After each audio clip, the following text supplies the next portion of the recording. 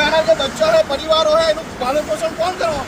જવાબદાર કોણ રહેવાનું? આજે બી મારો એ જ પ્રશ્ન છે, મારો અઠવાડિયું પહેલા પ્રશ્ન હતો. પહેલા મારી જોડે ઘટના બની ચૂકેલી હતી બ્રિજ ઉપર, અને આ ઘટના માટે હું વારંવાર તમને વિનંતી કરતો હતો, સાહેબ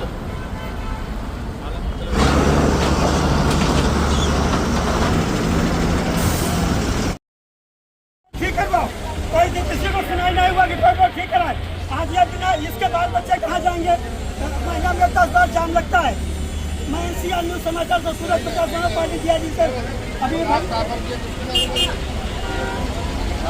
अभी ये भाई साहब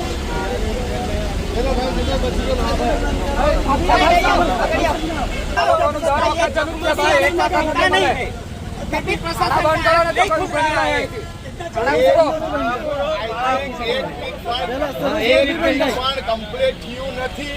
મારી જોડે આ ઘટના બની ચૂકેલી હતી મુકુંદ બ્રિજ ઉપર, એક વીક પણ થયું નથી. જસ્ટ અત્યારે હું પાસ થતો હતો, અત્યારે જસ્ટ જોયું આ વ્યક્તિને આ ઘટના બની.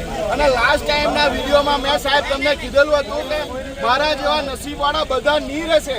હું મારા માટે નથી બોલતો, બીજા પબ્લિક માટે બોલું છું.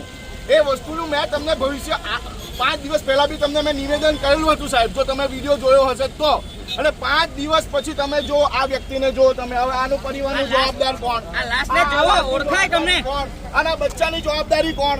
बलसाड़ से लेके वापी तक का यही हाल है।